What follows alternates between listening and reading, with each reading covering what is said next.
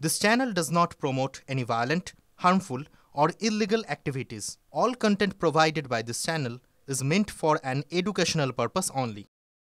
যে রাজ্যের মুখ্যমন্ত্রী ধর্ষণকে ছোট ঘটনা, ওদের মধ্যে সম্পর্ক ছিল, কোনো মহিলা যৌনকর্মী এবং তার খদ্দেরদের মধ্যে গণ্ডগোল, এই মনোভাব নিয়ে যে শাসক রাজ্য চালায় তার রাজ্যে এইভাবে গণধর্ষণের ঘটনায় ঘটবে। শিক্ষাকেন্দ্রগুলোকে এইভাবে নষ্ট করছে। শিক্ষাকেন্দ্রে মেয়েদের সুরক্ষা নেই। আরজিকর কাণ্ডের পর তো প্রমাণ হয়ে গেছে যে রাজ্যের টপ মেডিকেল কলেজগুলোর মধ্যে একটিতে যদি এই ধরনের ঘটনা ঘটতে পারে, তো ল কলেজ তো যেখানে আইনের শিক্ষার্থীরা তৈরি হয়, সেখানে আইন ভাঙা হচ্ছে। তাহলে রাজ্যের অবস্থাটা কি? রাজ্যের মুখ্যমন্ত্রী ল অ্যান্ড অর্ডার সামলান হোম মিনিস্টার হিসেবে, তিনি আমাদের হোম মিনিস্টার। তারপরে তার এই যে অপদার্থতা, তিনি যতই জগন্নাথ দেবের রথ টানুন না কেন, কালীগঞ্জে মেয়েকে মারা হচ্ছে বোমা দিয়ে, কোথাও মেয়ের ইজ্জত লুট করা হচ্ছে, আরজি করে অভয়াকে ধর্ষণ করে খুন করা হচ্ছে, এই পাপের হাত থেকে উনি বাঁচবেন না। যে কোনো অন্যায় হলে, যে কোনো ঘটনা ঘটলে পুলিশ তার তদন্ত করবে। পুলিশ তদন্ত করে যে দোষী তার বিরুদ্ধে ব্যবস্থা নেবে। এটার সঙ্গে কোনো পার্টি দলাম যোগ নেই, এটা কোনো পলিটিক্যাল পার্টির সঙ্গে কোনো কানেকশন নেই। যে করে সে ইন্ডিভিজুয়াল রেস করতে হবে। অন্যায় করলে এই রাজ্যে এগুলো ছেড়ে দেওয়া হয় না। এটা হাতরাস রাজ্য নয়, এটা বাংলা। এখানে এই ধরনের বরদাস্ত হবে না। নিশ্চিতভাবে যদি ঘটনার যথার্থতা থাকে জানতে পারি, নিশ্চিত কলেজের নাম করলে, একসময় আমি ওই কলেজে পড়তাম, ওই কলেজে যদি এরকম কোনো ঘটনা ঘটে থাকে যথার্থ হয়, নিশ্চিত আমিও খবর নিচ্ছি কি ব্যাপার আছে না। খবরটা নিয়ে তুমি কোনো মন্তব্য করতে পারবো না। শুধু একটুকু বলবো, কোনো অন্যায় আমরা বরদাস্ত করিনি, আর আগামী দিনেও বরদাস্ত করবো না। এই ক্ষমাহীন এবং ভয়ঙ্কর ঘটনা আমাদের তো আবার আরজিকরের ঘটনা মনে পড়িয়ে দিচ্ছে, তিলোত্তমার ঘটনা মনে পড়িয়ে দিচ্ছে। সেখানে ওই ডাক্তার বোনটিকে খুন এবং ধর্ষণের শিকার হতে হয়েছিল তার নিজের কর্মস্থলে। এবার একটা শিক্ষা প্রতিষ্ঠানে একজন আইনের ছাত্রী, সে পড়তে গিয়ে সেখানে গিয়ে ধর্ষিতা হয়েছেন বলে অভিযোগ করেছেন। তাও ভালো, তিনি অন্তত প্রাণে বেঁচে আছেন, নিজেই অভিযোগটুকু করেছেন।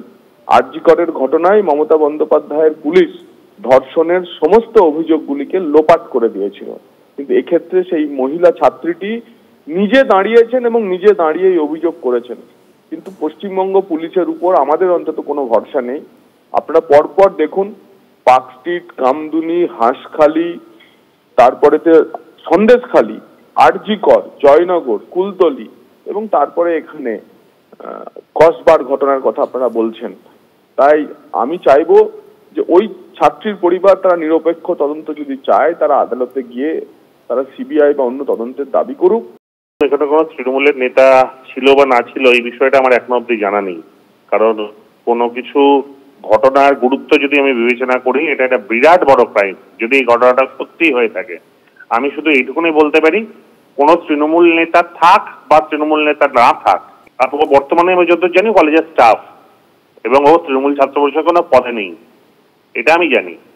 এবং যদি এই ঘটনাটা সত্যি হয়ে থাকে, তবে আগামী দিনে যাতে 100% ওর বিরুদ্ধে আইনানুগ ব্যবস্থা হয় এবং উপযুক্ত শাস্তি হয়, দৃষ্টান্তমূলক শাস্তি হয়, যাতে আর কেউ এই দুঃসাহস ভাবতেও না পারে, তার জন্য তৃণমূল ছাত্র পরিষদ লড়বে। বেপরোয়া হয়েছে, এর জন্য পুলিশ দায়ী।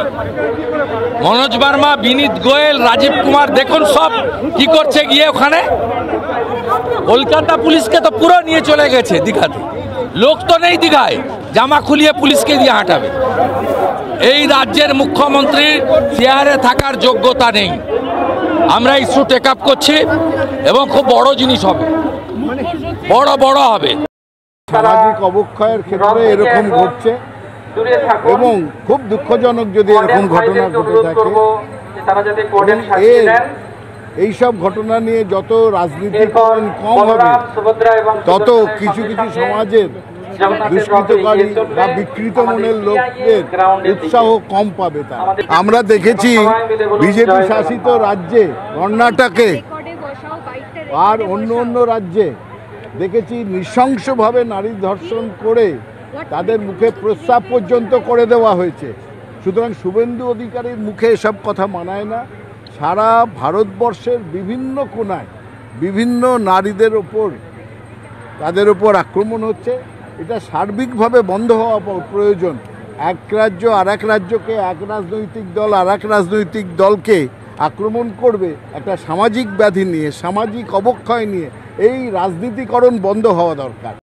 ক্যাম্পাসের ভেতরে এই অপরাধ চক্র তৃণমূল সংগঠিত করছে, প্রমাণিত হয়ে গেল। টিএমসিপি নেতা, টিএমসিপির মাতব্বররা, তৃণমূলের মাতব্বররা ক্যাম্পাস দখলে রাখবার জন্য ক্যাম্পাসের ভেতরে ক্রাইম সিন্ডিকেট তৈরি করে, রেড সিন্ডিকেট তৈরি করে, রেখে ক্যাম্পাসের ভেতরে লালন পালন করছে তৃণমূল। এই ধরনের ঘটনা গোটা রাজ্যের মানুষ তারা ঐক্যবদ্ধ হয়ে এর আগেও রাস্তায় নেমেছে, তিলোত্তমার ঘটনার সময় আবারও রাস্তায় নামবে। তৃণমূলকে উচ্ছেদ না করতে পারলে ক্যাম্পাসগুলো থেকে ক্যাম্পাসকে অপরাধ মুক্ত করা যাবে না। নিরাপত্তা সবই রয়েছে, কিন্তু একজন বন্ধু যদি বান্ধবী করে তাহলে সেখানে নিরাপত্তা কি করে দেবে বলুন তো আমাকে?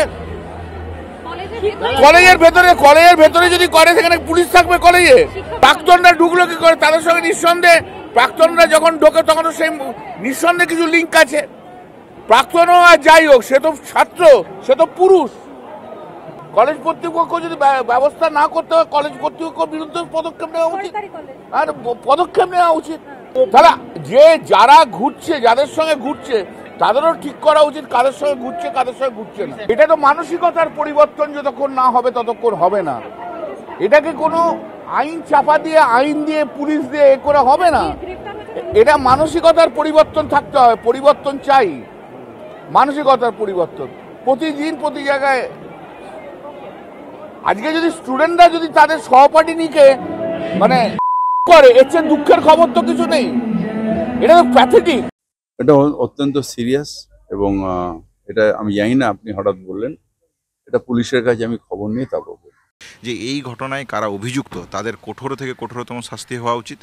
এবং পাশাপাশি যদি শাসক দলের মদতপুষ্ট হয়ে থাকে দেখা যায় যে কোনো সময় যে কোনোভাবে এই ঘটনাকে এই রাজ্যে হোক, অন্য রাজ্যে হোক, যে কোনো জায়গায় হোক না কেন, এই ভারতবর্ষের মধ্যে এই ধরনের নারীদের উপর নির্যাতনের যে জায়গা, তার সুবিচার তারা পায় না।